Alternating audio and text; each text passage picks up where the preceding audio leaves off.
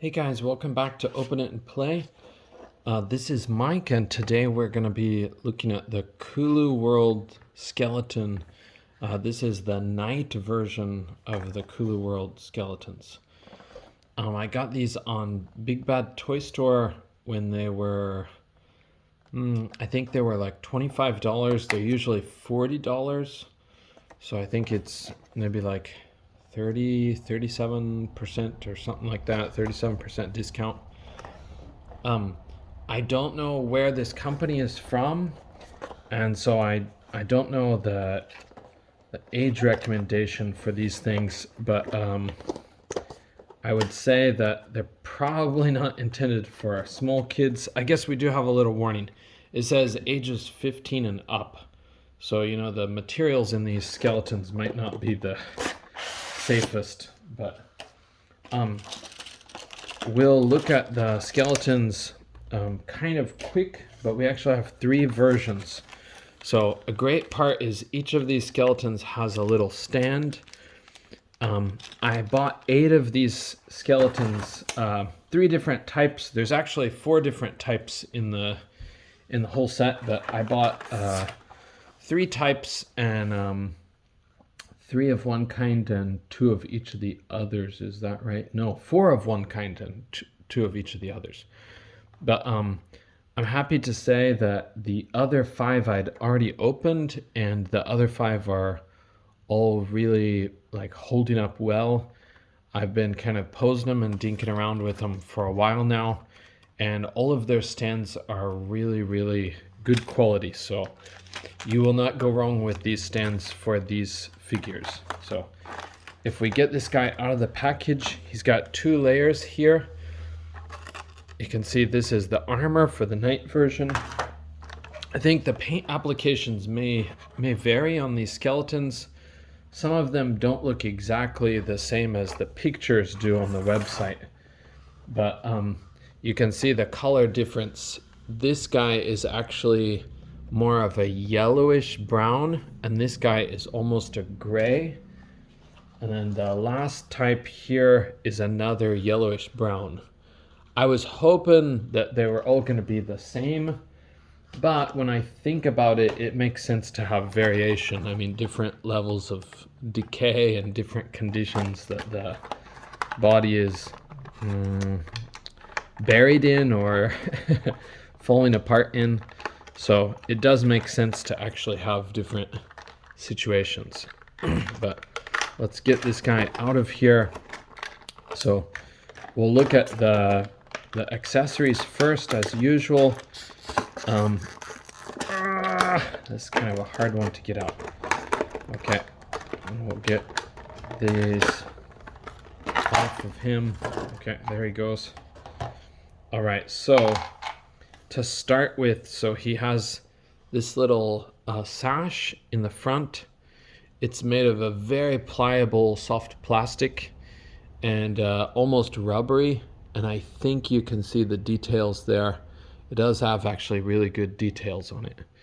So, and then his 2 hands here, these are the open hands, and they just peg in with these little points. It's kind of similar to like what you'd see on most figures like Marvel Legends or something like that. Okay, and then there's the stand that I told you about before. I'll not assemble that actually because these push together really tight, so that will take me a while to go through. I think it's self-explanatory. You just pop it together, but the great thing is it's tall enough that you can even put the guys in jumping poses and it will hold them steady. My son did it. My son is under 10 years old and he can do it, so I'm pretty sure adult collectors, it'll be no problem to do that. Okay, and maybe you can see with these armor pieces, we've kind of got a similar thing going on. Whoops, if it'll focus. We've kind of got a similar thing going on. They're a very pliable material, so you'll be able to put those on very easily. Okay, and then they just go over the forearms of the figure. Sorry, I think I'm bonking the camera. Okay, and then he does come with this Really nice sword. If this will be focused, hopefully. Okay. It comes with this really nice sword. It's got a lot of detail and it's got a couple of washes. It's a silver base and then it has like a wash to make the blade almost a turquoise or green. And then it has the black wash over that too.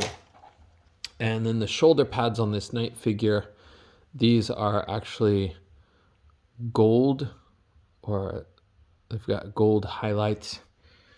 Okay, and the lower leg armor. Again, very soft material.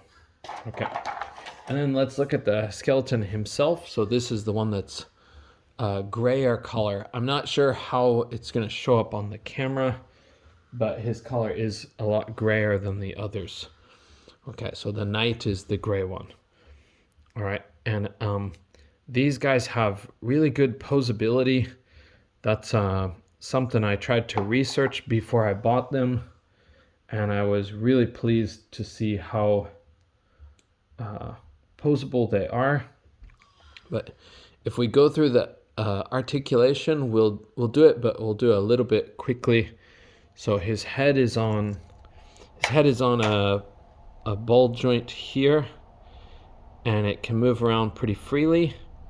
The heads do look a little bit small compared to the rest of the body, but that's kind of the aesthetic that this line goes with. Okay, and then his mouth does hinge.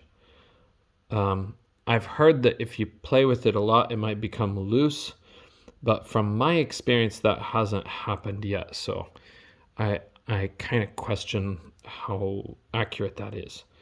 Okay, this goes around all the way around. It's got just a swivel joint here, and then it has a ball joint on the outside part of the shoulder. Okay, you got your bicep twist. You got double jointed pinless elbows. So they'll give you a really good range. You can go all the way back, like his little elbows here. Okay, and then at the wrist, if this thing will focus, at the wrist, it's got a hinge and a pivot. So, and of course we can pop those out to put in the other ones like we said.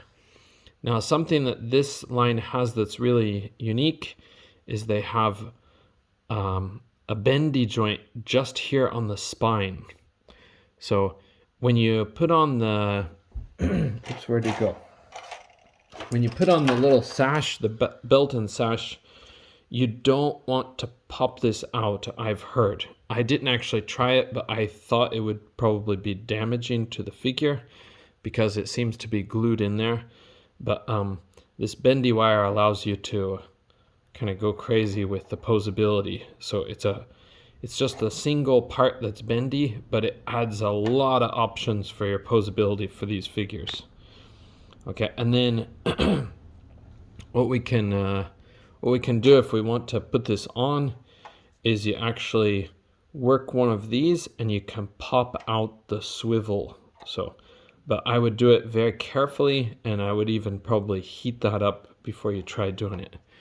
I actually put the sash on one of mine at home, but I kind of prefer it without the sash. So, okay, and then his legs are similar to his arms, so you've got the swivel and the ball joint here, and he also has a twist, like it's not really a thigh cut, it's just actually a swivel at the actual hip too. And then he's got double jointed pinless knees. They will go basically all the way up. I'm not bending this real hard because this room is pretty darn cold today. But yeah, there we go. You can have it go all the way. And you actually even have a few options with that joint. You can bring it in a little bit further on either side, whichever way you want to bend with. Okay, and then at the ankle, if I remember right, there is a swivel, and you also have hinging up and down and ankle pivot.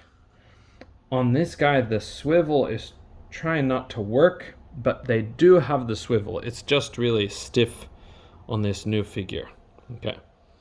I opened the others when the weather was a bit warmer because of climate change. It was actually really warm when I got these figures, but so let's show a size comparison. This is the knight. I'll try to bend him to be accurate to how tall he is. The other thing that's really good about these figures is they are very, very stable. So you can put them in a pose. Their hinges are tight enough they do not lose that pose. We'll put him alongside Cap. You can see he's a little bit shorter than Cap. It's actually a really good size comparison for this. It's a really good scaling, I should say. Okay, and then we have the more modern Spider-Man. This is Renew Your Vows Spider-Man. So these skeletons work with Marvel figures very well, I think. They are maybe a little bit different than a realistic looking skeleton. They're kind of menacing looking, and they do have the joints, or the rib cage that kind of protrudes. They're not like pot-bellied, but they do have a little bit different proportions than what would be like a 100% scientifically accurate skeleton. But I really like these skeletons. I'm so glad I bought 8 of them when I did. The only one that I don't have is the 3-eyed guy that's supposed to kind of look like a king or a sorcerer. He has a 3rd eye up on his forehead. But yeah, so that's the Kulu World Knight. And I would really recommend the Kulu World figures. The Knight is my favorite, I think. I didn't think I was going to like him so much, but because of the color, it's exactly what I was anticipating and what I was hoping for. So I'm really pleased with all of the skeletons, but especially the Knight. So I think we're going to call it good for this review, and we're going to look at the Soldier next. The Soldier is actually called Solider because of a misprint. But I'll show you that in the next video. Thanks, guys. Bye for now.